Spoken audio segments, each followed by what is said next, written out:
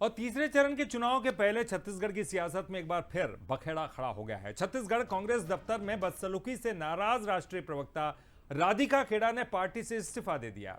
राधिका खेड़ा ने social media पर अपना इस्तीफा पोस्ट करते हुए लिखा कि आज अत्यंत पीड़ा के साथ पार्टी की प्राथमिक सदस्यता त्याग रही हूं और अपने पद से इस्तीफा दे रही हूं।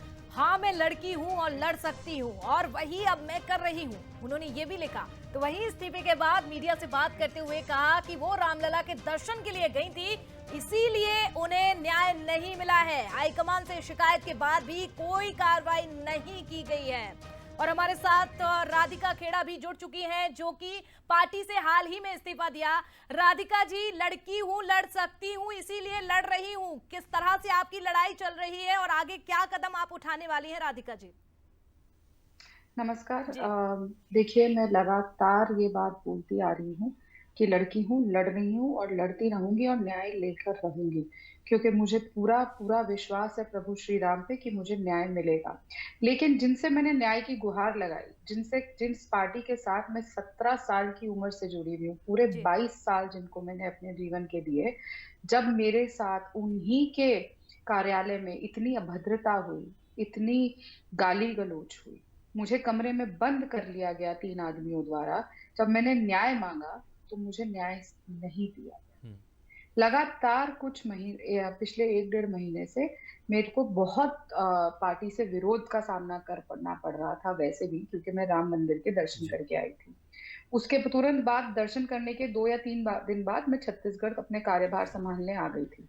लगातार मैं सुशील आनंद शुक्ला की शिकायत दिल्ली में हमारे नेतृत्व को करती आई थी, और जिसमें कई बार दिल्ली के नेतृत्व ने हस्तक्षेप भी किया बीच में, और सुशील आनंद शुक्ला को कहा भी, लेकिन धीरे धीरे लगातार उसकी बदतमीजी बढ़ती रही। इतनी हदें पार तो उन्होंने राहुल जी की न्याय यात्रा में भी करी थी, जब उन्होंने अजीब अजीब चीजें मेरे साथ करने की कोशिश करी थी। मैंने लगातार ये बातें नेतृत्व को बताई, लेकिन कोई मेरी सुनवाई नहीं। और अब तो सारी हद पार हो गई, जब उन्होंने कमरा भी बंद कर दिया, गालियां दी और मुझे पता नहीं क्या क्या कहा, और वो भी कांग्रेस कार्यालय के अंदर, जो सबसे पवित्र जगह होती है किसी भी राजनेता के लिए, हमारा मंदिर है वो।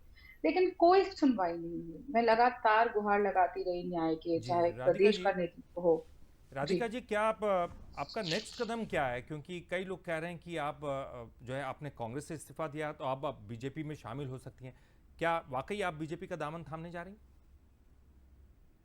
हैं? फिलहाल तो मैं न्याय की गुहार लगा रही हूँ। मैं को न्याय के लिए लड़ाई लड़ रही हूँ, क्योंकि जिस तरीके का सलूक मेरे साथ किया गया और मेरी सुनवाई नहीं हुई, मैंने 6 दिन इंतजार किया। 6 दिन हो गए, लेकिन सुशील आनंद शुक्ला को एक शोकॉज नोटिस तक नहीं भेजा गया। वो लगातार मंच पे बैठे रहे, लगातार प्रदेश अध्यक्ष के साथ दिखाई देते रहे। फिर एक ड्रामा किया गया 2 दिन पहले कि हम बातचीत करेंगे, इंक्वायरी करेंगे। इंक्वायरी के जब इंक्वायरी हो रही होती है किसी के ऊपर, तो आप ये भी जानते हैं कि कोई इंसान अपना कार्य नहीं कर सकता, ना वो प्रदेश के मंच पे राधिका बैठ जी, सकता है। लगातार उनको जी संरक्षण रहा। राधिका जी, ये कांग्रेस की तरफ से लगातार ये कहा गया कि इंक्वायरी हो रही थी, तब तक तो आप रुक जाती। ये चूंकि पूरी जो रिपोर्ट है वो आला कमान तक गई थी, वहां तक उनके फैसले का इंतजार कर लेती, उसके बाद इस्तीफा देती। ये सवाल पूछ रहे थे। देखिए देखिए, लगातार मैं इंतजार करती रही, केंद्र नेतृत्व को भी बोलती रही। जब आखिरकार मैंने कहा कि मैं एफआईआर करवाने जा रही हूँ, तो एक नाटक रचा गया कि इंक्वायरी होगी। मैंने उसको ज्वाइन किया। मैं अपनी माता जी के साथ प्रदेश कार्यालय में पहुंची, और वहां पर भी दीपक बैज ने जिस तरीके के सवाल मुझसे किए, उनका खुलासा कल मैं 11:30 बजे करूंगी।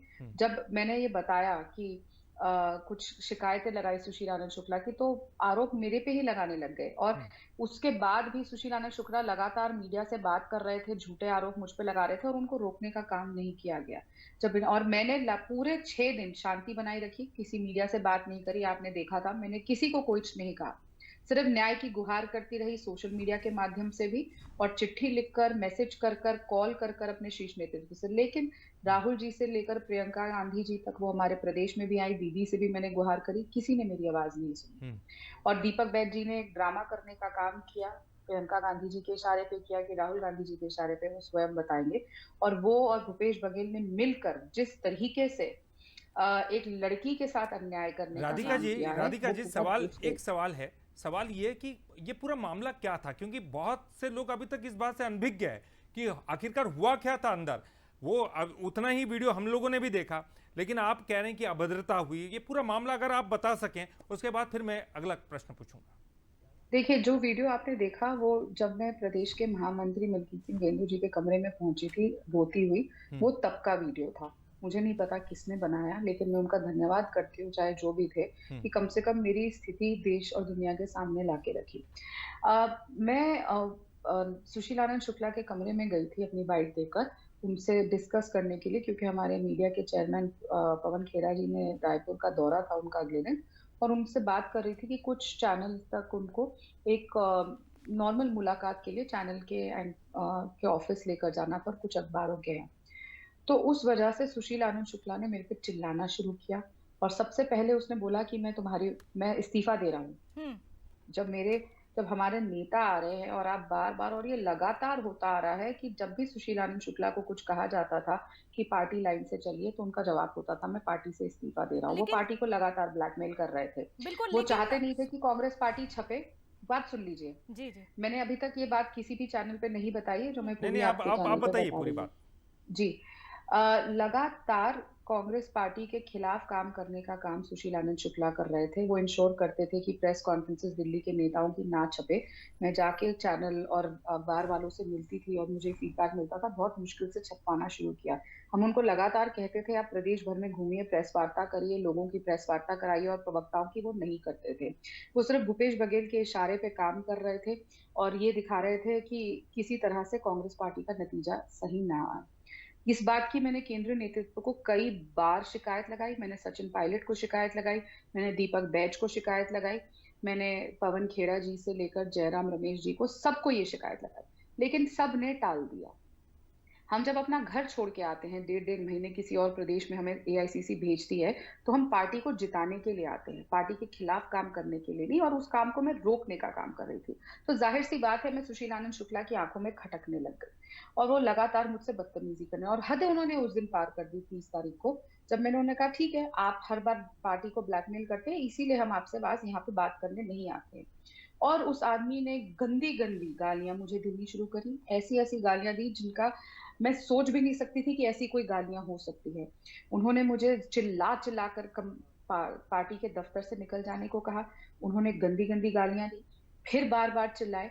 जब मैंने अपना फोन आगे किया और कहा कि मैं हर चीज रिकॉर्ड कर रही हूँ, तो उन्होंने ऐसे हाथ से इशारा करके, उनके जो दो साथी थे उस कमरे के अंदर, नितिन बंसाली और सुरेन वर्मा, ये दोनों लोग उस समय मौजूद थे, उनको इशारा करके कमरे का दरवाजा अंदर से बंद करवा लिया। एक महिला कमरे में और कुंडी अंदर से बंद कर ली गई।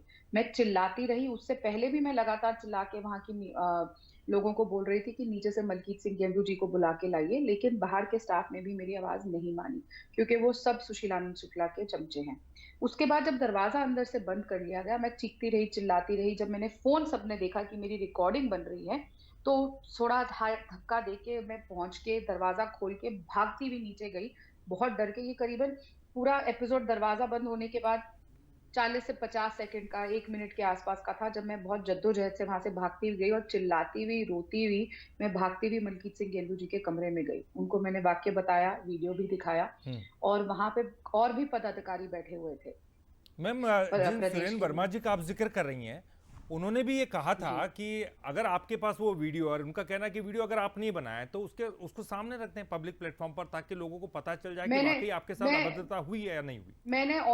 मैंने पहले दिन से ही हर जने को, सारे केंद्रीय नेतृत्व को वो वीडियो भेज दिया था। और अगर मुझे एक बात बताइए, वो तो मैंने वीडियो बना लिया क्योंकि मुझे बंद कर दिया गया था मुझे अंदर, पर जब एक ऐसा हादसा होता है, बंद कमरा कर दिया जाता है प्रदेश कार्यालय में, तो क्या ये मेरी जिम्मेदारी बनती है हमेशा कि मैं लाके प्रूव करूं? और एक महिला को ही हमेशा आके जब उसके साथ भद्रता होती है, क्यों करना पड़ता है? और आप देखिएगा, आप किसी भी अपने जर्नलिस्ट साथी से पूछिएगा, किसी महिला से, और भी जो जर्नलिस्ट कांग्रेस कवर करते हैं, वो आपको सब ये बाय डिफॉल्ट बताएंगे कि सुशील आनंद शुक्ला कितनी गंदी गंदी गालियां देते हैं। और हमने हाल ही में 4 दिन पहले देखा था कैसे एक सीनियर प्रदेश के प्रवक्ता विकास तिवारी के साथ उन्होंने धक्का मुक्की स्वयं रेलवे स्टेशन में करी थी, और वो वीडियो सामने आया था जब दीपक बैज अपनी बाइट दे रहे थे। तो हाथापाई करना, गाली गलौज करना, और मेरे से पहले भी एक अतुल लौंडे पाटिल हमारे साथ, अतुल लौंडे राधिका पाटिल जी, राधिका जी, ये लेकिन सब पिछले आप, चुनाव में आए थे, उनके साथ भी, राधिका जी, एक उनके महत्वपूर्ण सवाल आप साथ सुन भी लीजिए। सुशीला राधिका जी, शुक्ला ने आप कह रही हैं, बदतमीजी करी थी, धक्का मुक्की करी थी दरवाजा बंद करके। जी राधिका जी, आप कह रही हैं कि प्रदेश कांग्रेस कार्यालय की ये घटना है, तो वहां पर सीसीटीवी भी तो लगे होंगे, अगर वो सीसीटीवी सामने यही आए मैं पूछना उसके लिए चाहती हूँ, जी। मैं यही पूछना चाह रही हूँ कि वहां सीसीटीवी क्यों नहीं थे? हर अच्छा, ऑफिस में सीसीटीवी होने नहीं थे चाहिए थे। राधिका जी।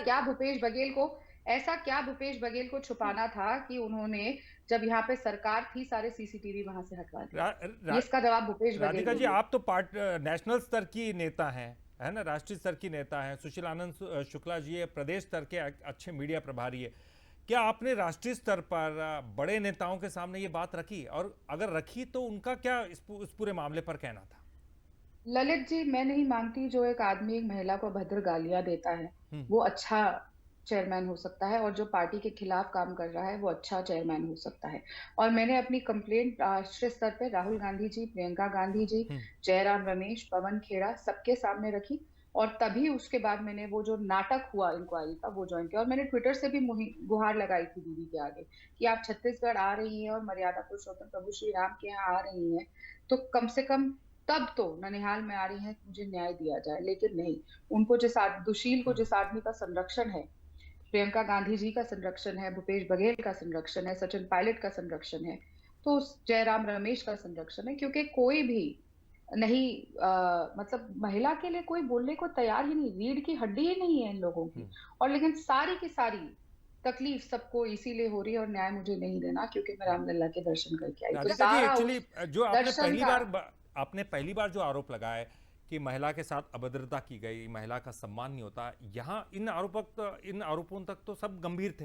निश्चित तौर पर हर पार्टी में महिला का सम्मान होना चाहिए, लेकिन जब आपने इस्तीफा दिया उस वक्त जो आपने बात कही, जिस लाइन में आपने बात कही कि धर्म के आधार पर राम मंदिर आप दर्शन करने के लिए गई, इसी वजह से ये सब नाराज थे, इन दोनों में थोड़ा अंतर दिखाई दे रहा है, जैसे कि आप अगर स्पष्ट करना चाहें। अंतर नहीं है, देखिए अंतर नहीं है, क्योंकि पार्टी मुझे न्याय क्यों नहीं देना चाहती, क्योंकि उनको मुझसे खीस है कि मैं क्यों पार्टी के स्टैंड के अगेंस्ट राम मंदिर के दर्शन करके आई। जो पार्टी ने एक लंबा सा चिट्ठी लिखती है राम मंदिर के खिलाफ, जिसके हम हर प्रवक्ता कांग्रेस पार्टी का इस बात का खिलाफ था जब वो चिट्ठी लिखी गई थी, हर नेता कांग्रेस पार्टी का खिलाफ था इस बात पे।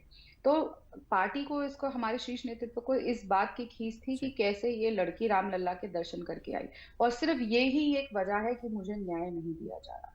वरना आप एक बात बताइए कि कांग्रेस कार्यालय में इतनी बड़ी घटना हो जाती है और एक आदमी को 6 दिन तक एक शो कॉज नोटिस भी नहीं दिया जाता। नहीं, वो इसी लाइन पर ये आरोप लगा रहे हैं। कांग्रेस से हमने जो बात की उनके नेताओं से, तो उनका ये कहना है कि ये कांग्रेस की, ये बीजेपी की स्क्रिप्ट है, जिस स्क्रिप्ट को आपने इस्तीफे का आधार बनाया है। क्या आप बीजेपी में शामिल हो रही है, इस तरह का आरोप उनका है कि बीजेपी के षड्यंत्र के तहत आपने ये सब कुछ प्लान किया, इस तरह का आरोप है। आप स्पष्टीकरण दीजिए। पूछना चाह रही हूँ जी, मैं ये पूछना चाह रही हूँ कि किसकी दी हुई स्क्रिप्ट के तहत चल के सुशील आनंद शुक्ला ने वो कमरे का दरवाजा बंद किया, मुझे भद्र गालियां दी, और 3 आदमियों ने एक लड़की को कांग्रेस ऑफिस के अंदर बंद कर दिया, और किसके स्क्रिप्ट के चलते दीपक बैज ने 5-6 दिन कोई एक्शन नहीं लिया, किसके स्क्रिप्ट के चलते सचिन पायलट ने इतना बड़ा झूठ बोल दिया कि उनको इस बात की घटना का पता नहीं था, जबकि घटना होने के सबसे पहला फोन अगर मैंने किया तो सचिन पायलट को किया। और जो ऑडियो वायरल हुआ है, वीडियो वायरल हुआ है, उसमें मैं विनोद वर्मा से बात कर रही हूँ, मैंने भूपेश बघेल से बात करी, पवन खेड़ा जी से बात करी, सबसे बात करी। तो मैं ये जानना चाहती हूँ कि ये किसके स्क्रिप्ट के अनुसार एक लड़की के साथ इतनी बदतमीजी करी गई, एक लड़की को कमरे में बंद कर दिया गया, और एक लड़की के साथ गंदी गंदी गालियां देके अभद्रता करी गई। आज दीपक बैज जी ये सबको बताए, सचिन पायलट जी ये सबको बताए, भूपेश बघेल जी सबको बताए कि सुशील आनंद शुक्ला इनमें से तीनों में से किसके स्क्रिप्ट के हिसाब से काम कर रहे हैं। आपको लगता है राधिका जी कि कांग्रेस में जो है इस तरह के कलह बहुत ज्यादा हो रहे हैं, असंतुष्ट लोग बहुत उनको मनाने की कोशिशें नहीं हो रही है, और शायद यही वजह है कि जो तमाम बड़े नेता है वो छोड़ कर जा रहे हैं, एक बड़ा कारण है? देखिए मैं किसी और के लिए बात तो नहीं कह सकती, लेकिन मैं अपने केस से बता सकती हूँ कि मैंने रो के हर जगह गुहार लगाई, मैंने मैसेज किए, कॉल करे, मेल करी, हर चीज करी, हर कोशिश करी। और 22 साल जब आप किसी पार्टी और विचारधारा के साथ जुड़े होते हैं 17 साल की उम्र से, तो बहुत आसान नहीं होता कि मैं उठ के बस इस्तीफा दे दूं और खत्म कर दूं सब कुछ। 17 साल की उम्र से मैंने अपना तन मन धन और हर समय 24 घंटे इस पार्टी को दिया है। मैं अपने खुद के पैसों से इस प्रदेश में आके रह के काम कर रही थी। मैंने आज तक पार्टी से 1 रुपया नहीं लिया। और फिर जब ऐसी चीज होती है और न्याय नहीं दिया जाता, तो इंसान मजबूर हो जाता है पार्टी छोड़ने के लिए। मुझे मजबूर किया गया और खुद तो स्वयं सुशीला ने शुक्ला ने कहा कि छोड़ो, बाहर निकल, बाहर निकल। इतनी बदतमीजी करी थी। और प्रदेश के इतने बड़े-बड़े नेताओं ने मुझे कहा छत्तीसगढ़ छोड़ो। जब मैंने दिल्ली में गुहार लगाई तो मुझे कहा चुप कर जाओ। बार-बार दिल्ली से मुझे कहा गया बड़े नेताओं से कि चुप कर जाओ, लेकिन छत्तीसगढ़ आपने छोड़ दो। आपने ये राजनीतिक मंच सॉल्यूशन को तो चुना नहीं है ना। समाज सेवा के लिए। अब आप कांग्रेस में नहीं है, अगर भारतीय जनता पार्टी से ऑफर आता है, न्योता आता है, क्या आप ज्वाइन करेंगे? देखिए, अभी तक तो मेरे को ऐसा कोई ऑफर आया नहीं है। लेकिन मैं आपको बहुत जिम्मेदारी से बात कह दूं, मेरी लड़ाई न्याय के लिए चालू रहेगी। और मैं न्याय के लिए हमेशा से लड़ती आई हूं और आगे भी लड़ती रहूंगी। और मैं उम्मीद करती हूं कि छत्तीसगढ़ की जनता ये न्याय करेगी। और जो छत्तीसगढ़ में बार बार बुलाया जाता था, हमें बेटी बुलाकर, भूपेश बघेल जी बुलाते थे और कहते थे कि हम इस प्रदेश की बेटी है, और तीजापुरा पे बुलाया जाता था। और आज जब उस प्रदेश की बेटी को जो आप बुलाते थे, आज उसके साथ अभद्रता हुई तो आपने कुछ नहीं किया और मौन धारण कर लिया और ये बोला छत्तीसगढ़ छोड़ दो। और ये तक कह दिया कि सुशील आनंद शुक्ला के लिए आप साथ खड़े हो गए उस आदमी के साथ। तो मैं उम्मीद करती हूँ कि छत्तीसगढ़ की जनता अब अगली 7 सीटों में ये न्याय करेगी इस बेटी के साथ और इनको मुंहतोड़ जवाब देगी। जी राधिका जी, आप कह रही हैं कि अभी तक पार्टी ने आपसे संपर्क नहीं किया है बीजेपी से, लेकिन 8 बार के विधायक और मंत्री ब्रजमोहन अग्रवाल कह रहे हैं कि राधिका खेड़ा अगर बीजेपी में आना चाहती हैं तो उनका स्वागत है, खुला ऑफर दिया है आपको। देखिए, मैं फिर कह रही हूँ, अभी मैं लड़ाई लड़ रही हूँ। पिछले 5 दिन से मेरी मानसिक स्थिति ठीक नहीं है, मेरी तबीयत भी ठीक नहीं है। मैं छत्तीसगढ़ में भी जब थी, मैं बीमार थी। ये पूरे वाक्य के बाद मेरी हार्ट बीट 154 पे चली गई, मुझे डॉक्टर के पास जाना पड़ा। और मुझे नहीं लगता ये राजनीति इसके ऊपर करनी चाहिए। न्याय के लिए और आप लोगों की, आप मीडिया का शुक्रगुजार हूँ मैं, जिन्होंने मेरी दुर्दशा प्रदेश की जनता के सामने ले जाके रखी और मेरी लड़ाई में मेरी मदद करी। और इसी तरह आप लोग सच दिखाते रहे। और कुछ लोगों ने बहुत कोशिश करी, कुछ अखबारों में और कुछ यूट्यूब चैनल्स में झूठ बोलने की। और अब तो जी मैंने सुना है कि 2-3 नए गवाह भी आ गए हैं कि उस कमरे के अंदर थे। तो मैं पूछना चाहती हूँ, जो ये सुशील आनंद शुक्ला 5 आदमियों को लेकर आ गए हैं, तो 5 आदमियों ने एक लड़की को कमरे के अंदर बंद कर लिया। तो इसके ऊपर तो मुझे लगता है कि स्वयं दीपक बैज को खुद जाके पुलिस रिपोर्ट लिखवानी चाहिए थी कि उनके प्रदेश के कार्यालय में, जिसके वो प्रदेश के मुखिया हैं, एक लड़की को 5 आदमी, जैसा सुशील आनंद शुक्ला कह रहे हैं, उन्होंने बंद कर लिया। तो ऐसा क्या था, ये कैसी स्क्रिप्ट थी? वरना दीपक बैज क्यों इनको बचाते थे? और मैं आपसे माफी चाहूंगी, मुझे जाना है, मेरी दवाई का समय हो गया है, मेरी तबीयत ठीक नहीं है, बहुत ज्यादा मेंटल स्ट्रेस है मुझे। मैं कल 11:30 बजे प्रेस वार्ता करूंगी। बिल्कुल, और उम्मीद करते हैं राधिका जी आपको न्याय मिले और आपकी तबीयत भी, आपका स्वास्थ्य भी बिल्कुल ठीक ठाक रहे। रामलला चाहेंगे तो न्याय बिल्कुल जी बिल्कुल बिल्कुल, हम भी, बंसल न्यूज भी प्रार्थना करता है आपकी सेहत भी बिल्कुल ठीक रहे और आपको न्याय भी मिले। बहुत धन्यवाद जुड़ने के लिए, तमाम जानकारी के लिए। तो देखिए, राधिका खेड़ा को लेकर अभी विवाद पूरी तरह से शांत नहीं हुआ है। अब हालांकि उन्होंने पार्टी से किनारा काट लिया है, कांग्रेस को बाय बाय कह दिया है। और मुझे लगता है कि पहली बार बंसल न्यूज पर उन्होंने अपनी ये व्यथा बताई और वो कारण भी बताया जिसके पीछे इतना पूरा विवाद चल रहा था, और न्याय की उम्मीद भी कर रही है।